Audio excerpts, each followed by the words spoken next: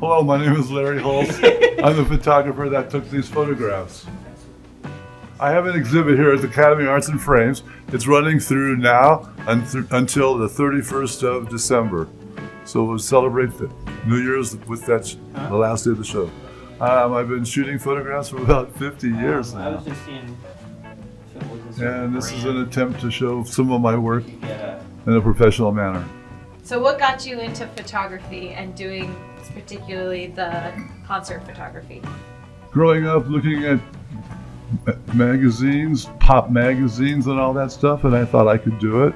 It was right at the time when Tiger Beat was coming along in 65, 66. I had a friend of mine that was a photographer, and he showed me a couple of photographs that he took at a concert, and I said, I want to do that. And then I started going to the Fillmore in San Francisco when I got out of the service in 1969, and I saw a man that was shooting, and his name was Jim Marshall. And I went to look at his work, and at that point in 69, he'd probably done 200 albums. And he's prolific. He's the most influential black and white photographer on the scene for the last 65 years. Jim Marshall's his name. And so he's the one that really inspired you to get into doing Yep. it. So I heard a rumor you used to run around and just shoot without any film in your camera. Yeah, but that was just the beginning to learning how to focus. I did that. I carried my camera bags mainly in brown shopping bags, brown bags, because I lived in a neighborhood that if you had a nice camera in a nice camera bag, I didn't do that. Going into different areas in San Francisco, especially, I always had it in a brown bag that looked like I had some alcohol instead. Being in the concert scene, you probably had some in there, being a teenager. Yeah, Cut that we part did out. some. It was horrible. It was horrible. So you've been on the music scene for a while and have had some big shows and even some of your images on album covers. Right. Have you ever met any of the artists? What was one of your favorite experiences? I've done a few of those. So I have 3 photographs here that are on albums, and they're by influential artists of their time period. So there's a picture of Jimi Hendrix that appeared on 2 albums after he had died, and it was released by the family. And those are, first one was South Saturn Delta, and the next one was a family album. It consisted of all the albums that Hendrix released, and my photograph is in the book, and so it's pictures of my name in the book and Jimi Hendrix is along. The first time I had a photograph published professionally was of Muddy Waters, and this is in '72, and they said that it was shot at his birthday party, but it wasn't. I shot it at Winterland maybe a week or 2 weeks before that. But the cool part was there was also articles about the Rolling Stones, and so that on the same page it had Muddy Waters and the Rolling Stones, and there's my name too. So awesome. when I said, well, I'm sold on that, that's pretty cool.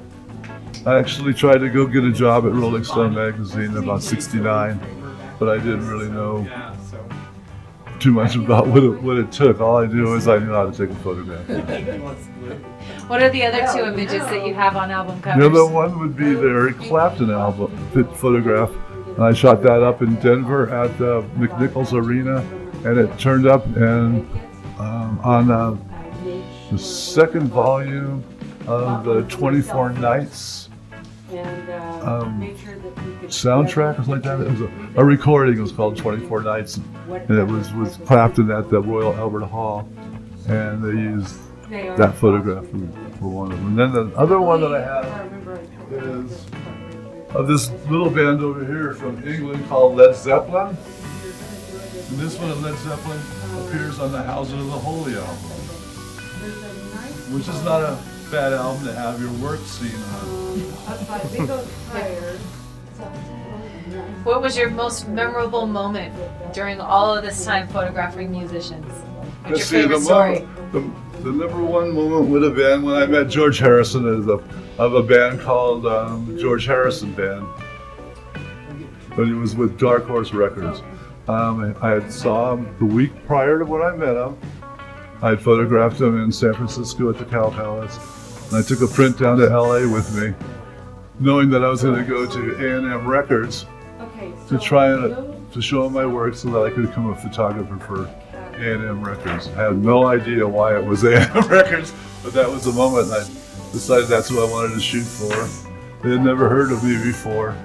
And I walked in and they said, "That's a great one. Has George Harrison seen it?" And I said, "No, I just took it." He goes, "Come on with me." And they took me down a hallway. I went into a room and there was George Harrison. He came out of a room with, he was holding on his arms around two Indian ladies and they're playing some music. And he came over and said he heard that I had a photograph of him. I wanted to see it. And then I showed it to him. It was a large photo and he said actually it was too big. But could I send him a free one, maybe an 8x10? And I never got back to him. So do you have any plans for upcoming shows that you want to photograph, shows you want to do, or do you want to get into a different line of photography? Or...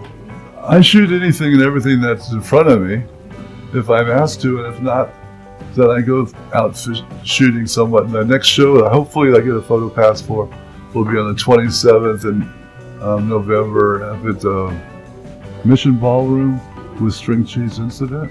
Ooh, I like seeing them. I've been photographing them since around 2002. So I've seen them a lot, but they're a good band. Yeah, they're fun. And there might be something later on in December I'll shoot. I'm just not going out as much still. I'm still not super comfortable. So you've had your images printed and published, and we have a book of yours out as well, and we have that on display. I'd like to talk about that a little bit. My book was published by, it was used as a reference book published in relationship to a museum show art exhibition I had at the Fine Arts Center in Colorado Springs. So they needed something to reference for people to look at and buy, so they took the images that I had of the book originally and reproduced them for this book. So they sold this book for the period that I had it, and it was like 3 months there, and then they sold it for another year after that, and then along came COVID and shut everything down. But I'm proud of this book. Oh, I can be found on the web at www.larryhulst.com. It's HULST.